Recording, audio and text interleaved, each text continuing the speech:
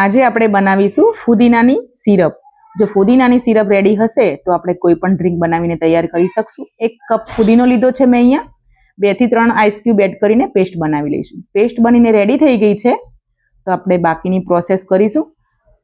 Ice cube add કરવાથી colour સરસ જળવાઈ રહે છે. તો મેં અહીંયા 2 કપ મિશ્રી લીધી છે. તમે ખાંડનો પણ ઉપયોગ કરી શકો છો. મેં ધાગાવાળી મિશ્રી લીધી છે અહીંયા.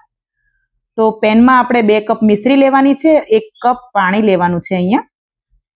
અને મિશ્રી ઓગળે ત્યાં સુધી આપણે એને લગાતાર પકાવવાનું છે. તો મિશ્રી આપણી અહીંયા ઓગળી ગઈ છે તો આપણે જે પેસ્ટ બનાવીને રાખી છે એ પણ આપણે એડ કરી દેવાની છે. અહીંયા આપણે ધાગા નીકાળી લઈશું. અહીંયા તમે ખાંડનો પણ ઉપયોગ કરી શકો છો, મિશ્રીનો ના કરવો હોય તો. તો આપણે પેસ્ટ બનાવીને રાખી હતી એડ કરી દઈશું અને આપણે લગાતાર આને મિક્સ કરતા રહીશું.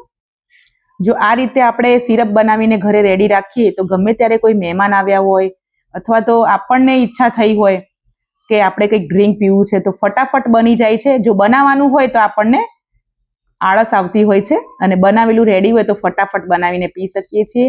અહીંયા મસાલામાં આપણે 1 ચમચી કાલા નમક, 1 ચમચી સાદા નમક, 1 ચમચી કાળી મિરીનો પાવડર, 1 ચમચી ચાટ મસાલો લેવાનો છે અને 1 ચમચી શેકેલું જીરું. બધી જ વસ્તુને સારી રીતે આપણે મિક્સ કરી લેવાનું છે. અહીંયા ફુદીનાના અનેક ફાયદા છે. બોડી ડિટોક્સ થાય છે, લીવર ડિટોક્સ થાય છે અને સ્કિન ગ્લોઈંગ થાય છે. તો ઉનાળાના સમયમાં તો અવશ્ય આપણે ફુદીનાનું સિરપ છે, ફુદીનાનો ઉપયોગ કરવો જ જોઈએ. તમે એના શોર્ટ્સ બનાવીને પી શકો છો, ખૂબ ફાયદાકારક છે. એનો જ્યુસ બનાવીને પી શકો છો. આ રીતે સિરપ બનાવીને આપણે એનો શરબત, સોડા બધી જ રીતે આપણે પી શકીએ છીએ. અવનવા એના ડ્રિંક બનીને તૈયાર થાય છે આપણે આ સિરપ બનાવીને રેડી કરીએ તો. તો તમે જોઈ શકો છો, આને આપણે બહુ પકાવવાની નથી, આપણાની ચાસણી નથી લેવાની. આપણે ખાલી સેજ આપણને ઓઇલ જેવો ચીકાશ આવે એટલી જ આપણે બનાવવાની છે. તો ગેસની ફ્લેમ આપણે બંધ કરી દઈશું અને એને નીચે ઉતારી લઈશું. તો તમે જોઈ શકો છો કોઈ પણ ફૂડ કલર આપણે અહીંયા યુઝ નથી કર્યો તો પણ સરસ મજાનો કલર આવ્યો છે, એકદમ ડાર્ક ગ્રીન કલર. તો મસ્ત મજાનું આપણું ફુદીના શરબત સિરપ બનીને તૈયાર થઈ ગયું છે. તો આ ઠંડુ પડે પછી આપણે એમાં અડધો કપ લીંબુનો રસ એડ કરવાનો છે.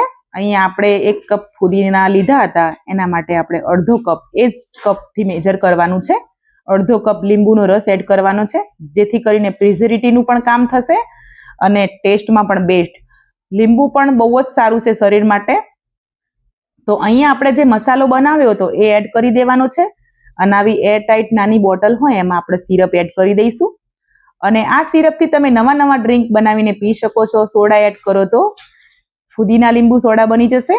તો 2 બોટલ અહીંયા રેડી થઈ છે. ઓછા ખર્ચામાં સરસ મજાનું બનીને તૈયાર થઈ જાય છે. તો વિડીયો પસંદ આવ્યો હોય તો વિડીયોને લાઇક કરજો, નવા હોય તો ચેનલને સબસ્ક્રાઈબ કરજો અને શેર પણ કરતા જજો. તો આ રીતે આપણે જુઓ મસાલો હતો એમાં આપણે સેજ ભીનો ભાગ કરીને કોટ કરી લીધું છે. 2 આઈસ ક્યુબ એડ કરવાના છે અને 2 થી 3 ચમચી આપણે સિરપની એડ કરીશું. 1 ચિપ્સ આપણે લીંબુની એડ કરીશું અને થોડુંક આપણે ઠંડુ પાણી એડ કરીશું. તો મસ્ત મજાનું ફુદીના શરબત બનીને તૈયાર થઈ ગયું છે. તો આ સિરપ જો ઘરે બનાવીને રેડી હશે તો ગમે ત્યારે ઈચ્છા થાય ત્યારે પી શકીએ છીએ. તો મળીશું એક નવી રેસીપી સાથે નેક્સ્ટ વિડીયોમાં. જય શ્રી કૃષ્ણ.